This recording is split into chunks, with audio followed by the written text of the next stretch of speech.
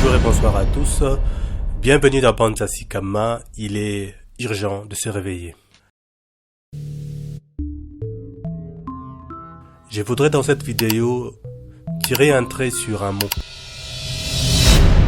L'unité. On nous a souvent dit que l'union faisait la force. Nous l'avons répété. Nous le répétons et nous le répéterons peut-être encore. Oui, parce que ça nous arrive des fois de penser à une chose et d'exprimer le contraire, ou d'exprimer une chose et de penser au contraire. On appelle cela en français un lapsus. Par moments révélateur, mais là n'est pas la question. Aujourd'hui, je vous propose de réfléchir car la nuance est de taille entre l'unité et l'uniformisation. En fait, souvent lorsque nous exprimons unité, dans notre esprit, nous pensons uniformisation. Je m'explique. Parce qu'en fait, l'unité, c'est le fait de mettre deux ou plusieurs choses ensemble pour que ça forme un tout. Et l'unité implique essentiellement la diversité, car on ne peut que unir des choses qui sont différentes. Du genre, un homme qui s'unit avec une femme. Mais aussi comme le corps humain, avec ses différents organes et membres, différents les uns les autres, qui forment un tout. Eh bien, c'est ça, l'unité.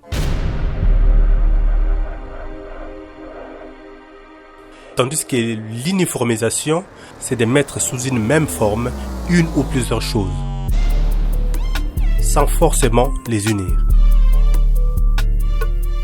C'est-à-dire une sorte de mise à niveau généralisée des choses. Même couleur, même taille, même odeur, même langage, même sorte de réflexion. On parle de l'unité, mais en appelant à une forme d'uniformisation. Parce qu'on dit, voilà, nous allons nous mettre tous ensemble, avoir la même couleur, avoir peut-être le même nom, avoir la même forme. Et ça, c'est l'uniformisation. À la différence justement avec l'unité, l'unité s'est fait essentiellement dans la diversité. Souvent dans nos combats, souvent dans nos groupes, souvent même dans l'amitié, que ce soit en famille, on est unis parce qu'on est différents. Mais lorsqu'on est ensemble, sans être différents, là, on est tout simplement dans une forme d'uniformisation. On pense uniformisation en demandant l'unité. C'est comme vous prenez une goutte d'eau avec une goutte d'eau, en fait ça ne change rien sinon la masse. Mais vous prenez par contre une goutte d'eau avec un jus d'orange, là ça va vous donner quelque chose d'autre. Ça devient une union de deux choses, parce que ces deux choses sont au préalable différentes. C'est ça même l'unité.